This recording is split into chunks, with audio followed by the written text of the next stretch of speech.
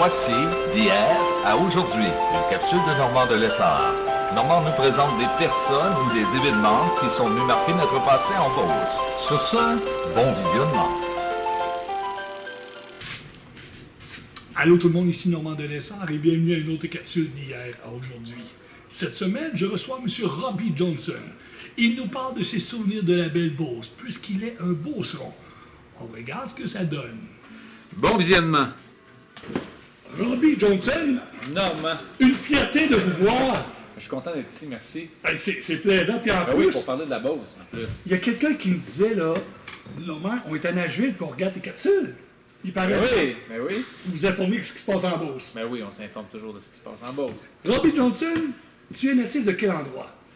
Moi, ben en fait, je suis natif de l'Abitibi. OK. Mais j'ai déménagé très jeune à Saint-Georges-de-Beauce. Mes souvenirs commencent à Saint-Georges-de-Beauce. Je suis un Beauceron de Saint-Georges. À quel endroit? Dans quel quartier? Près de l'usine d'épuration. OK. Ouais, 140-85, c'était mon adresse civique. Il suivait ça.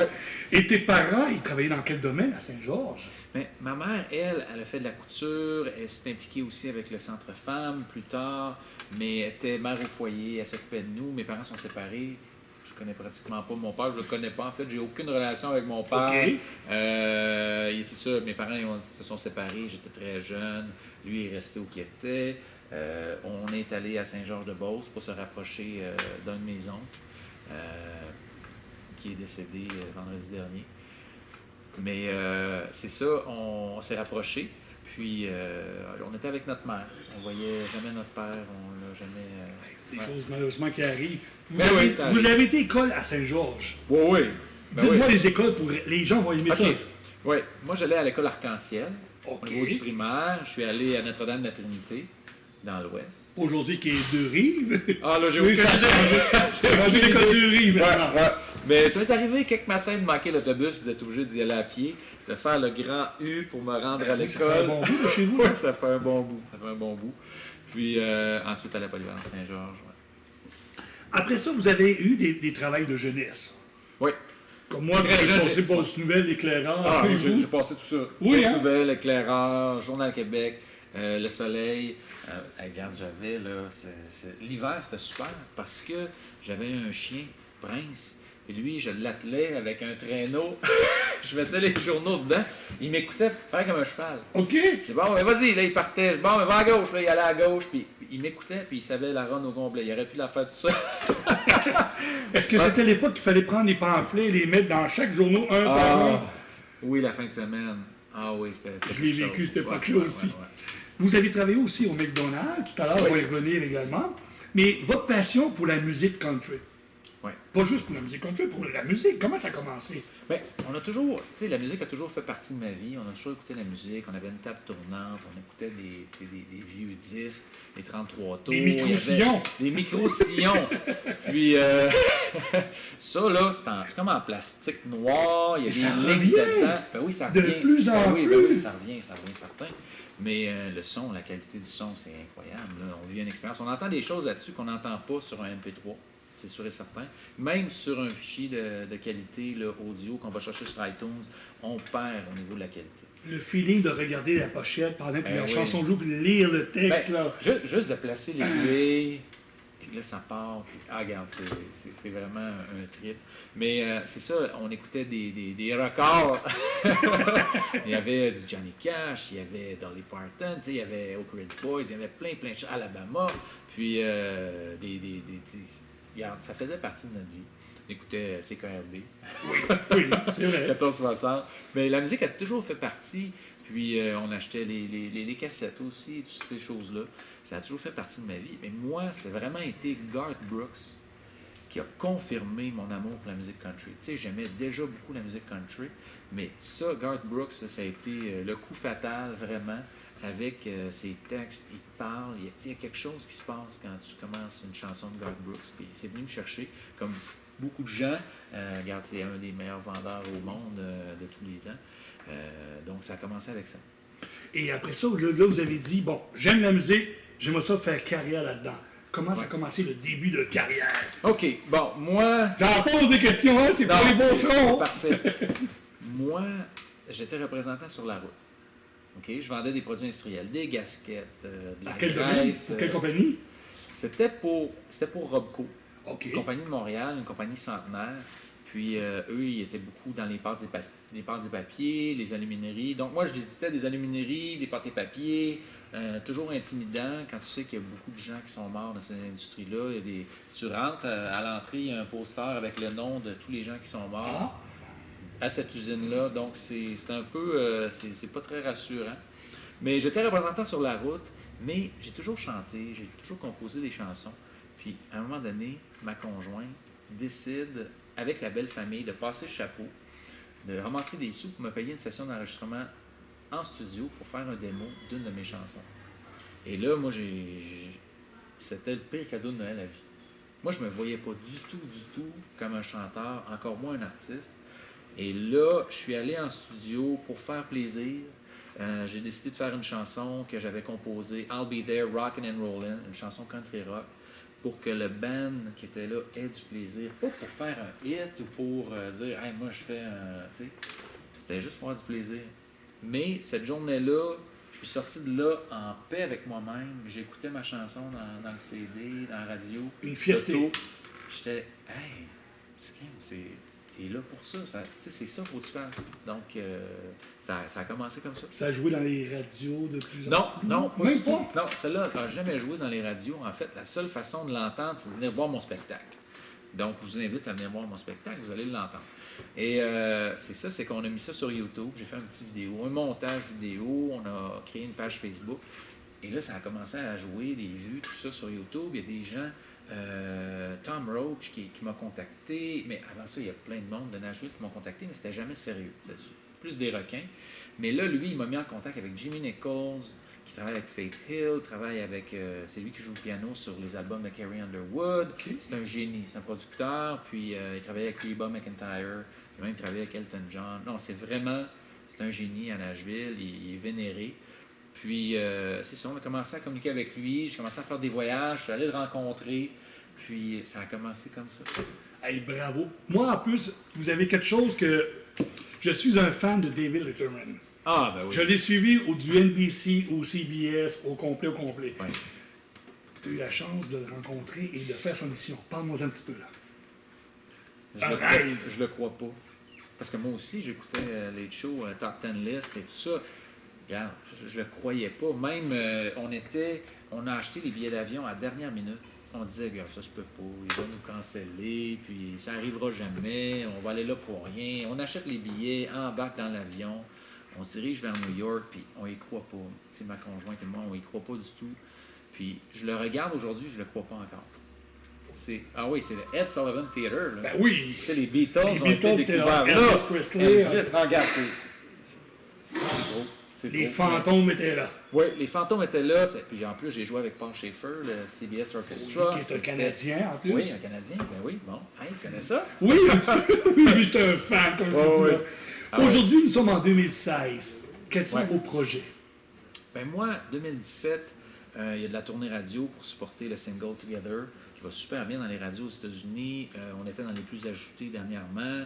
Ça va super bien. Donc, on continue la promotion de ça. On a les spectacles en Beauce, Saint-Georges, Sainte-Marie.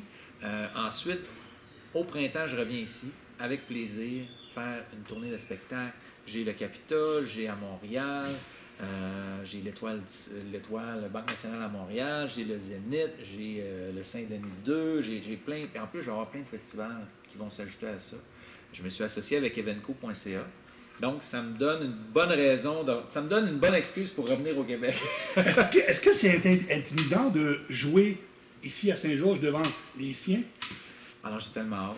Oui. Oui, j'ai vraiment hâte. C'est bien ça. Oui. J'ai vraiment hâte. Ça m'intimide pas.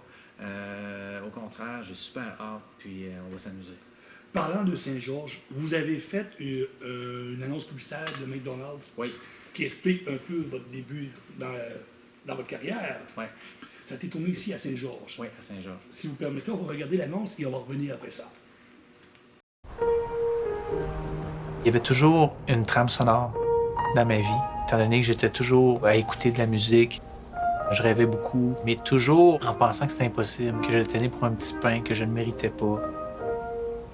J'ai passé plusieurs midis à l'école à boire de l'eau. Puis même si j'étais allé à la maison, il n'y avait vraiment pas grand-chose à manger. Donc j'ai eu un arrêt de croissance. C'était spécial pour moi de rentrer ici, au McDonald's de Saint-Georges. Le travail ici m'a donné une confiance en moi et m'a fait réaliser que c'est pas d'où tu viens qui est important, mais c'est où tu t'en vas. Ça a changé ma vie. Si je suis ici aujourd'hui, c'est pas grâce à moi, seulement à moi. C'est vraiment parce que je me suis entouré des bonnes personnes. On forme une équipe solide, on va tous dans la même direction. Et ça, c'est quelque chose que j'ai appris au McDonald's. Je m'appelle Robbie Johnson. Je suis vraiment fier d'avoir travaillé au McDonald's.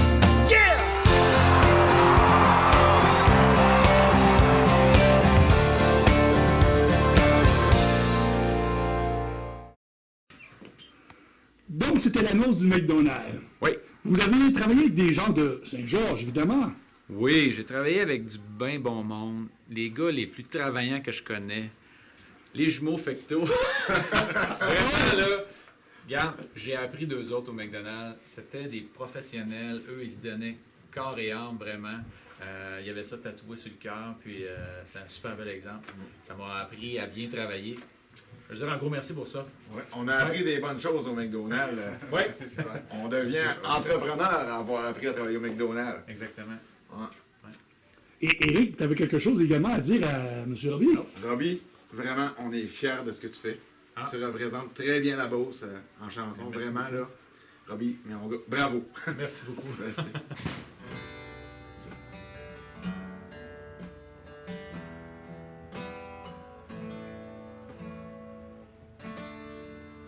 Maybe I didn't love you quite as often as I could have. Maybe I didn't treat you quite as good as I should have. If I made you feel sick to death, girl, I'm sorry I was blind. You were always on my mind.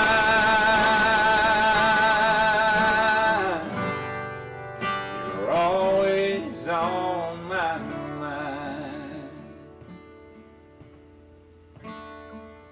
Maybe I didn't hold you all those lonely, lonely times. And I guess I never told you I'm so happy that you're mine. There are things I should have said and done. I just never took the time. You were always on my mind. You were always on my mind.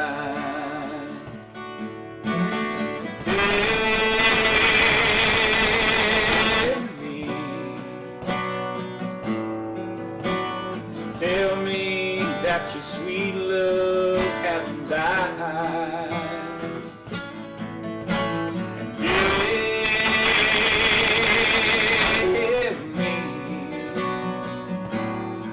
And give me one more chance to keep you satisfied. I'll keep you satisfied.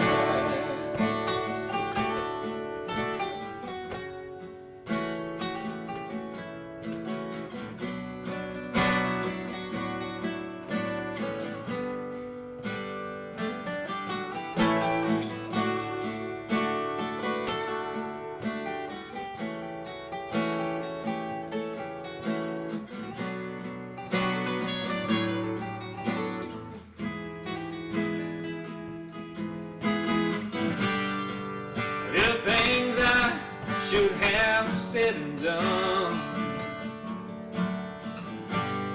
I just never took the time.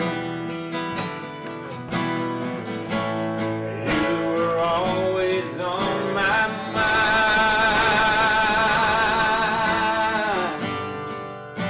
You were always on my mind.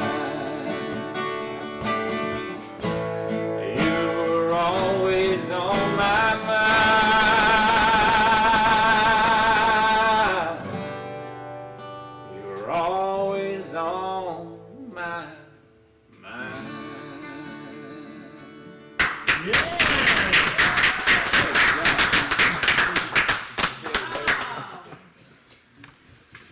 Monsieur Robbie? Oui. Normand, Merci beaucoup. Merci les gars. Merci à T'as toi. gueule, Bruno nous Sarrazin, avons chanté. Michel Francard. Un gars de la place, un gars de Saint-Georges, un chic type. Allez le voir en spectacle, achetez ses albums. L'adresse Internet apparaît en bas de l'écran justement pour voir ça. Et abonnez-vous à sa page Facebook. Vous avez plusieurs personnes abonnées en plus. Ouais, il y en a pas mal. Merci beaucoup tout le monde et merci à M. Johnson. Merci beaucoup, Normand. Bon visionnement.